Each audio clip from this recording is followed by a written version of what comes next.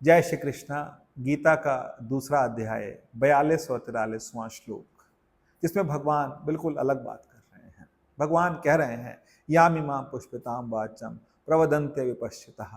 कहना चाह रहे हैं कि कुछ अल्पज्ञानी मनुष्य वेदों के उन अलंकारिक शब्दों के प्रति अत्यधिक आस्था रखते हैं जो सिर्फ स्वर्ग की प्राप्ति की बात करते हैं या सकाम कर्मों की बात करते हैं। हम थोड़ा सा इसको और डिटेल में समझते हैं। 3 तरह के कर्म हैं, 3 तरह की पद्धतियां हैं परमात्मा तक पहुंचने की, परमात्मा का सुमिरन करने की। पहली पद्धति है कर्मकांड। कर्म से, कर्मकांड का मतलब हम किसी भी देवी देवता की उपासना करना चाह रहे हैं तो हम उनके लिए बहुत बड़ी पूजा रखवाएंगे, उनके लिए बहुत बड़ा एक अनुष्ठान करेंगे या फिर छोटा भी अनुष्ठान करेंगे, लेकिन उस अनुष्ठान के अंदर हम ये अर्पण कर रहे हैं, ये अर्पण कर रहे हैं, ये अपनी एक कैलकुलेशन रहती है सबकी। और उसके बाद हम ये चाहते हैं उस परमात्मा से, देवताओं से, कि जिनको हमने जो ये अर्पित किया है उसके अगेंस्ट हमें कुछ ना कुछ मिले।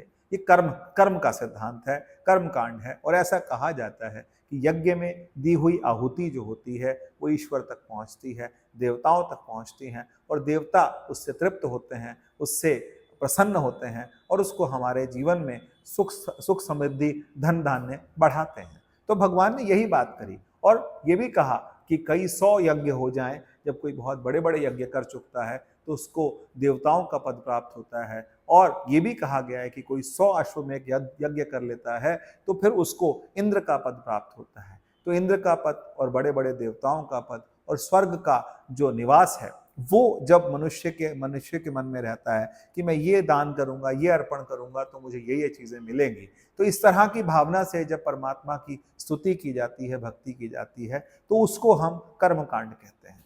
गलत वो भी नहीं है, लेकिन भगवान यहाँ इंगित करना चाह रहे हैं, भगवान अर्जुन को ज्ञान देना चाह रहे हैं।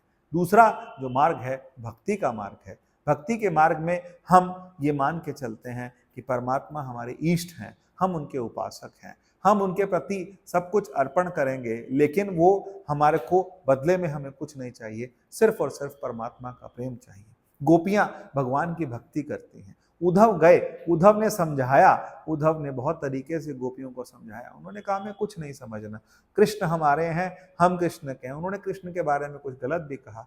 गोपियों ने कहा हमें गलत सही कुछ समझ नहीं आता, हमें बस ये समझ आता है कि माधव हमारे हैं। तो ये इस तरह की भावना जो है ये भक्ति की भावना है। हम परमात्मा के प्रति अपना सर्वस्व अर्पण करके हम उनकी भक्ति करते हैं। तो भक्ति और प्रेम, लेकिन उसमें एक चीज रह जाती है और वो होता है द्वैत। द्वैत मतलब मैं और मेरा परमात्मा, ये दो अलग अलग है।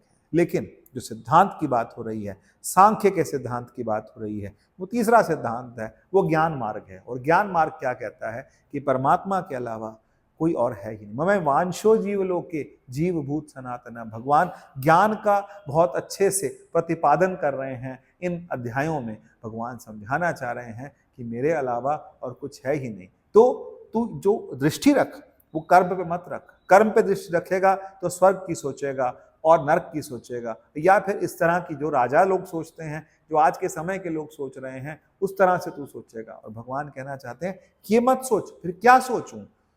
अर्जुन को भगवान ने कहा कि तू मुझ में सबको देख, सबके सर्वत्र, यो माम पश्यति सर्वत्र। भगवान बहुत सुंदर बात कह रहे हैं कि जो मुझे सर्वत्र देखता है। सर्वत्र देखने का मतलब हर जगह, दुश्मन में भी और उसके साथ साथ जो उनका जो मित्र है उसमें भी परमात्मा सब जगह दिखे। और धर्म युद्ध है, तो भगवान बार बार अर्जुन को समझाना चाह रहे हैं कि ये धर्म युद्ध है। ये यहाँ पर तुम कर्म सिद्धांत को मत लगाओ, यहाँ ज्ञान के सिद्धांत से चलो, धर्म के सिद्धांत से चलो, तो तुम जरूर विजयी हो।